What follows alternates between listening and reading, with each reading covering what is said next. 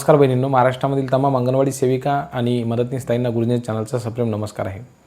एका जंगलामध्ये वाघाला जंगलाचा राजा न बनवता एका माकडाला त्या ठिकाणी राजा बनवलं जातं। एके दिवशी काय होतं बहिणींनो, की एका शेळीचं पिल्लू म्हणजे बकरीचं पिल्लू त्या ठिकाणी वाघाने पकडून नेलेलं असतं, त्याच्या जबड्यामध्ये असतं। एका झाडाखाली रक्ताच्या थारोळ्यामध्ये त्या ठिकाणी ते बकरीचं पिल्लू पडलेलं असतं आणि बाजूला वाघ बसलेला असतो।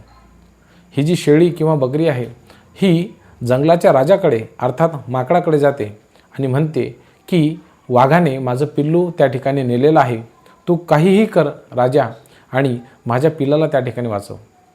माकड, ती शेळी आणि जंगलामधील अन्य सगळे प्राणी हे त्या झाडाखाली जातात ज्या ठिकाणी वाघ आणि शेळीचं पिल्लू हे रक्ताळलेल्या अवस्थेमध्ये पडलेलं असतं। माकड त्या ठिकाणी जातं आणि एका झाडावरून दुसऱ्या झाडावर, एका फांदीवरून दुसऱ्या फांदीवर असंख्य उड्या मारते, प्रचंड गदारोळ त्या ठिकाणी करून सोडते। आणि त्यावेळेला ती शेळी, ती बकरी त्या माकडाला असं म्हणते की तुम्ही एका झाडावरून दुसऱ्या झाडावर, एका फांदीवरून दुसऱ्या फांदीवर उड्या घेतल्यापेक्षा माझ्या पिल्ल्याला त्या ठिकाणी वाघाच्या जबड्यातून वाचवा। तर त्यावेळेला ते माकड म्हणते की हे बघ ताई, तुझं पिल्लू वाचेल की नाही हे मला माहिती नाही, परंतु मी मात्र पूर्ण प्रयत्न करत आहे।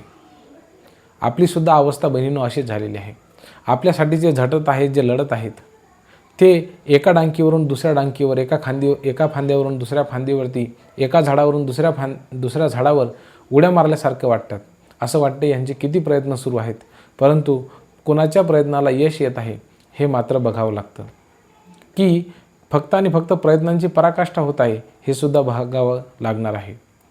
अंगणवाडी सेविकांच्या ज्या मागण्या आहेत ते पूर्ण होण्यासाठी पुन्हा एकदा एका संघटनेने एल्गार पुकारलेला आहे आणि निश्चितच अशी खात्री आहे की आदरणीय आमच्या पूनमताईंनी जी काही मागणी त्या ठिकाणी माननीय मुख्यमंत्री महोदय आदितीताई तटकरे आणि दत्ताभाऊ भरणे जे महाराष्ट्र राज्याचे कृषी मंत्री आहेत यांच्याकडे केलेली आहे, तर ती मागणी कुठेतरी पूर्ण होईल। कारण की अंगणवाडी सेविका आणि मदतनीस ताईंचं गाऱ्हाणं सगळेजण ऐकून तर घेतात, त्यांच्या समस्या ऐकतात, त्यांच्या अडचणी ऐकून घेतात, परंतु त्यावरती ज्या वेळेला प्रश्न येतो की आता उत्तर शोधायचं, त्यावेळेला मात्र कोणीही समोर येत नाही। तो प्रश्न जसाच्या तसा प्रलंबित राहतो। आपणा सर्वांना माहिती आहे बहिणींनो की अंगणवाडी सेविकांचा जो प्रोत्साहन भत्ता आहे तो वेगळ्या रूपाने येतो, त्यासाठी वेगवेगळे निकष पूर्ण करावे लागतात, परंतु हा प्रोत्साहन भत्ता त्यांच्या मानधनासोबतच मिळावा, 2000 रुपये आणि 1000 रुपये यासाठी एक अत्यंत महत्त्वाचं पत्र त्या ठिकाणी लिहिलं गेलेलं आहे। ही सगळी बातमी नेमकी काय आहे मी आता ती तुम्हाला समजावून सांगतो। बहिणींनो बघा, 30 मार्च 2026 रोजी त्या ठिकाणी अत्यंत महत्त्वाचं पत्र हे महाराष्ट्र राज्याच्या महिला व बालकल्याण मंत्री आदितीताई, कृषी मंत्री दत्तामामा भरणे आणि माननीय मुख्यमंत्री महोदय यांना लिहिण्यात आलेलं आहे। हे पत्र लिहिलेलं आहे महाराष्ट्र राज्य अंगणवाडी कर्मचारी एकता सेवा संघाच्या वतीनं।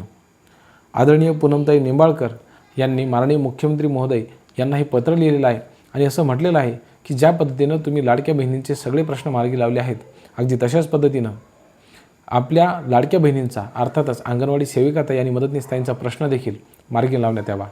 यामध्ये अशी सुस्पष्ट मागणी करण्यात आलेली आहे की प्रोत्साहन भत्ता जो आहे तर तो मानधनासोबतच देण्यात यावा, म्हणजे 1000 रुपये आणि 2000 रुपये जे वेगवेगळे मिळतात, ज्याचे वेगवेगळे निकष पूर्ण करावे लागतात, तर ते निकष आता वेगळे पूर्ण करण्याची आवश्यकता पडू नये अशा पद्धतीचं पत्र त्या ठिकाणी महाराष्ट्र राज्य अंगणवाडी कर्मचारी एकता सेवा संघाच्या वतीनं आदरणीय पूनमताई निंबाळकर यांच्या सहीनिशी माननीय मुख्यमंत्री महोदय आणि अन्य मंत्री महोदयांना लिहिण्यात आलेलं आहे।